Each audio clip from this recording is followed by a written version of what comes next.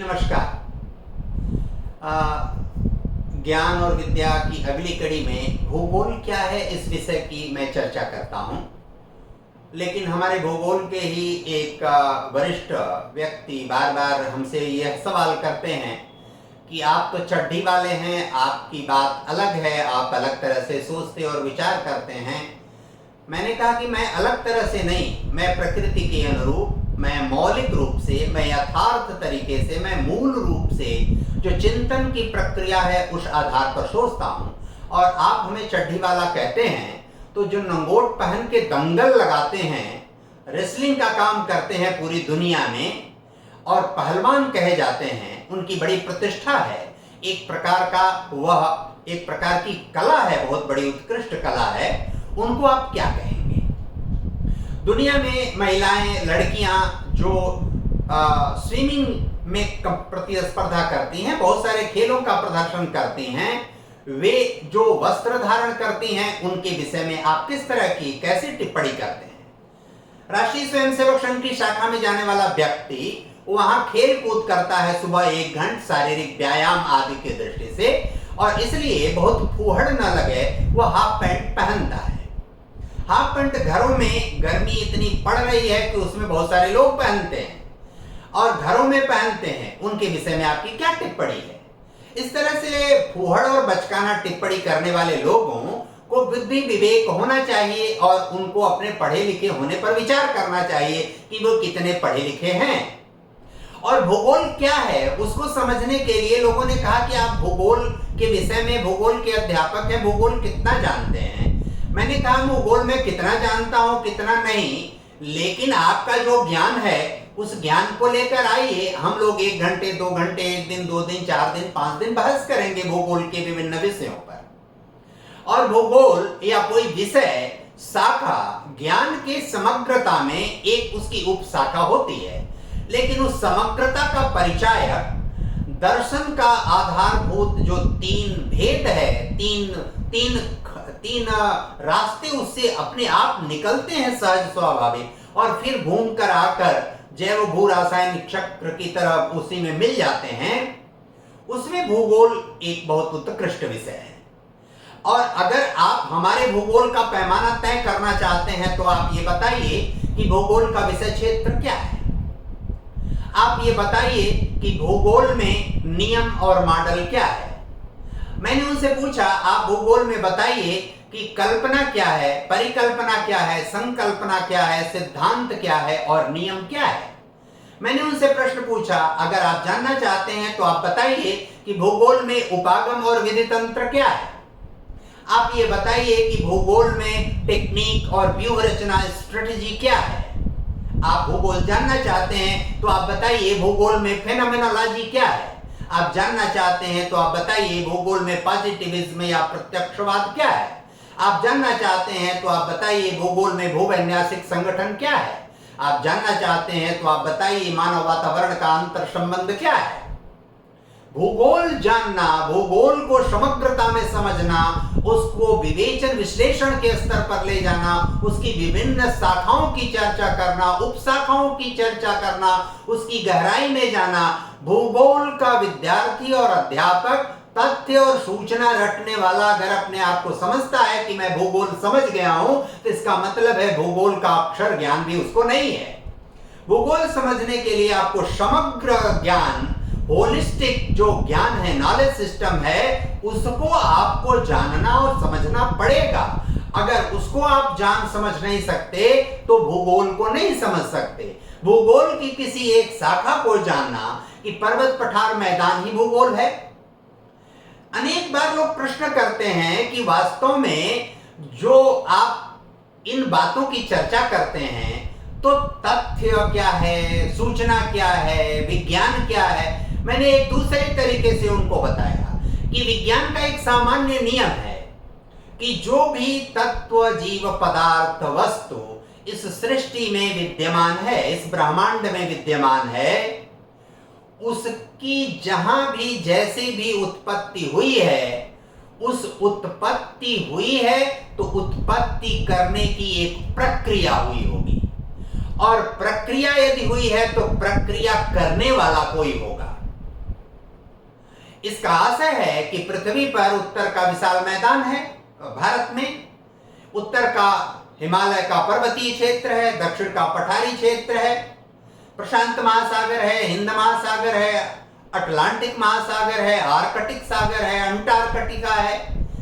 यानी ये जितने भी अस्तित्व में पृथ्वी पर कॉन्टिनेंटल रीजेस हैं, मिंडनाओ गर्त है, भूमध्य रेखा खींची हुई है पृथ्वी के मध्यवर्ती क्षेत्र में, कर्क रेखा है, मकर रेखा है, इनके बीच ज्योतिष का जो समीकरण बनता है, मेष वृष मिथुन कर्क सिंह कन्या तुला वृश्चिक धनु मकर कुंभ मीन, और यह जो स्वरूप इनका बनता है, यह स्वरूप सौर मंडल का जो वास्तविक स्वरूप है, जिसको आज सो कॉल्ड साइंटिफिक कहा जाता है, उसी स्वरूप से पूरी तरह मेल खाता है। और वो मेल ही नहीं खाता, जब मेष राशि पर सूर्य आता है तो उस समय भूमध्य रेखा से सूर्य उत्तरायण होता है, और उत्तरायण होता है तो उसी समय हम अपना चैत्र रामनवमी यानी चैत्र का जो नवरात्रि का त्योहार है वो मनाते हैं। जब सूर्य भूमध्य रेखा से दक्षिणायन होता है उस समय हम शारदीय नवरात्रि मनाते हैं। और इस समूचे जो सौर मंडल की प्रक्रिया है उससे गुजर कर हम अपना पूरा कैलकुलेशन, पूरी गणना समय की करते हैं। इसकी विस्तार से कभी और हम सचित्र चर्चा करेंगे। लेकिन अगर हिमालय इस पृथ्वी पर अस्तित्व में है तो उसकी प्रक्रिया कब, कहां से, कैसे हुई, उस प्रक्रिया को करने वाला कौन था, उस कौन का उत्तर वह कौन है, उसी का उत्तर खोजना दर्शन का मूल रहस्य और सिद्धांत है। और उसी को समझने के लिए भारत में षड दर्शन की और त्रिक दर्शन की कल्पना है। चाहे वो न्याय हो, वैशेषिक हो, मीमांसा हो, जितने भी 9 दर्शन हैं, खड दर्शन और त्रिक दर्शन, इनके द्वारा इसकी कभी विस्तार से और चर्चा करेंगे। उन्हीं का रहस्य, वो कौन है जिसने वो प्रक्रिया की तो हिमालय पर्वत अस्तित्व में आया, वो कौन है जिसने प्रक्रिया की कि पृथ्वी अस्तित्व में आई, वो कौन है, वो कौन सी शक्ति और कौन सी ताकत है जिसने प्रक्रिया की तो पृथ्वी अस्तित्व में आई। विज्ञान का एक और सामान्य सिद्धांत है कि पृथ्वी में गुरुत्वाकर्षण की शक्ति है, पृथ्वी गुरुत्वाकर्षण शक्ति का प्रयोग करती है, तो इसका मतलब है वो शक्ति है तो ऊर्जा का क्षय होता होगा। ऊर्जा का क्षय होता है, वो अनवरत क्रम में, लगातार क्रम में पृथ्वी अनंत काल से वह करती आ रही है। वह ऊर्जा का जो क्षय होता है, उपयोग करती है पृथ्वी, वह ऊर्जा कहां से पुनः भरण का कार्य होता है, वो कहां से फिर आती है, और कितनी मात्रा में ऊर्जा का क्षय हुआ, कितनी मात्रा में पुनर्भरण हुआ, यह कौन बताएगा। जो भूगोल को केवल इतना पिद्दी सा विषय समझते हैं, वह उसकी गहराई, उसकी नाप तौल, उसकी अनंत अवस्था को नहीं समझ सकते। इसलिए जब भी हम भूगोल की चर्चा करते हैं तो भूगोल में हमको अगर इन प्रश्नों का उत्तर पता है कि भूगोल का विषय क्षेत्र क्या है, भूगोल का उपागम और विधि तंत्र क्या है, भूगोल की व्यूह रचना और टेक्निक क्या है, भूगोल में विचार, कल्पना, परिकल्पना, संकल्पना, सिद्धांत और नियम क्या है। अंग्रेजी में सिद्धांत का पूर्व पक्ष और उत्तर पक्ष होता है। पूर्व पक्ष को प्रिंसिपल और उत्तर पक्ष को थियरी कहते हैं। यह क्या है, इसको जब तक आप, नियम और मॉडल क्या है भूगोल में, इसको जब तक आप नहीं समझते तब तक आप भूगोल को नहीं समझ सकते। और इसलिए हम जब भूगोल को समझने की चेष्टा करते हैं तो हमको ये पता होना चाहिए, इन प्रश्नों का उत्तर पता होना चाहिए, तब हम भूगोल की उपशाखाओं, उपशाखाओं की हम चर्चा, वार्ता और विश्लेषण कर सकते हैं।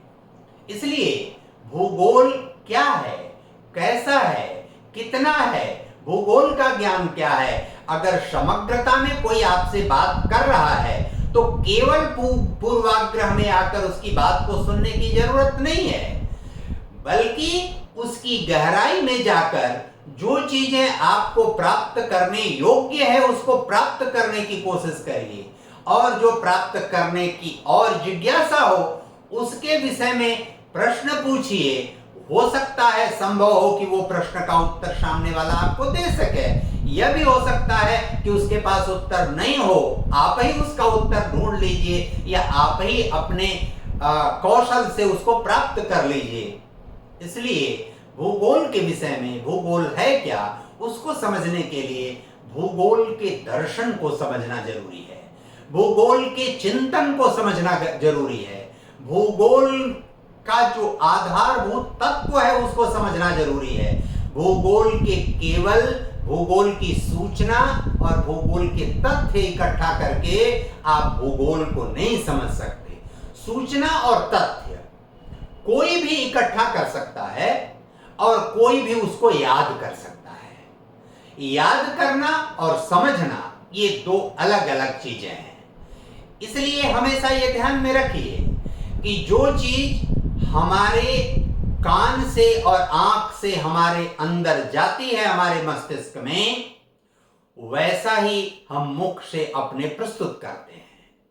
लेकिन केवल कान और मुख से, जो कान और आंख से ही हमारे अंदर जाती है, हम अपने सेंस से, अपने सिक्स सेंस से, अपने वास्तविक कौशल से, हमारे वास्तविक जो प्रश्न कौतूहल हमारे मन में उत्पन्न होते हैं, चाहे वो जेम्स वाट के मन में पैदा हुआ, बहुत सारे भारतीय वैज्ञानिकों के मन में पैदा, जगदीश चंद्र बसु के मन में पैदा हुआ, श्रीनिवास रामानुजन के मन में पैदा हुआ, भर्तृहरि, कपिल, कणाद, जैमिनी के मन में पैदा हुआ, ऐसे बहुत सारे वैज्ञानिक हैं। सुब्रमण्यम चंद्रशेखर के मन में पैदा हुआ, एपीजे अब्दुल कलाम के मन में पैदा हुआ। ऐसे प्रश्न जिनके मन में पैदा होते हैं वे इन सब चीजों को समझते हैं। आप ये समझिए कि पूरी दुनिया अंतर विषयक और अंतरानुशासनिक अध्ययन पर तेजी से बढ़ रही है, और इसीलिए बढ़ रही है कि ज्ञान हमेशा समग्र होता है, ज्ञान हमेशा खंडित रूप में नहीं होता। इसका प्रयोग विलियम गेट्स दुनिया में, संयुक्त राज्य अमेरिका में कर रहे हैं। वो प्राथमिक स्तर पर अपने देश के 50 राज्यों में 50 विद्यालय शुरू कर रहे हैं जो नेचुरल तरीके से बच्चों में विकास का कार्य करेंगे। कोई बस्ता नहीं होगा, कोई कॉपी किताब नहीं होगा, कोई प्रयोगशाला नहीं होगी, उनको प्रकृति में रहना होगा, कोई एयर कंडीशनर नहीं होगा, कोई भी इलेक्ट्रॉनिक उपकरण नहीं होगा। उनको स्वाभाविक रूप से शिक्षकों से केवल अंतःक्रिया करना पड़ेगा, उनको आपस में इंटरेक्शन करना पड़ेगा, और उस इंटरेक्शन के कारण जो चीजें निकल कर आएंगी उनके मन मस्तिष्क का स्वाभाविक विकास होगा, और उस स्वाभाविक विकास से जो चीजें आएंगी सामने वह वास्तव में ज्ञान, विज्ञान, विद्या और प्रज्ञा का वास्तविक और सुष्ठुतम रूप होगा। इसलिए भूगोल पढ़ने वाले व्यक्ति को, जो भी भूगोल का पूरा समुदाय है, उनसे मैं ये अपेक्षा करता हूं, निवेदन, विनती, प्रार्थना करता हूं कि इस बात को पूर्वाग्रह में गए बगैर समझने की, जानने की चेष्टा करें। टेस्ट पास करना और केवल नौकरी पाना भूगोल का उद्देश्य नहीं है। नौकरी पाना, आजीविका चलाना जीवन का एक मूल्यवान और आधारभूत कारण जरूर है, लेकिन इस तरह से आप भूगोल को समझ नहीं सकते, जान नहीं सकते, इसके लिए न्याय नहीं कर सकते। तीसरी कड़ी में और भी विषयों की मैं चर्चा करूंगा। धन्यवाद, नमस्कार।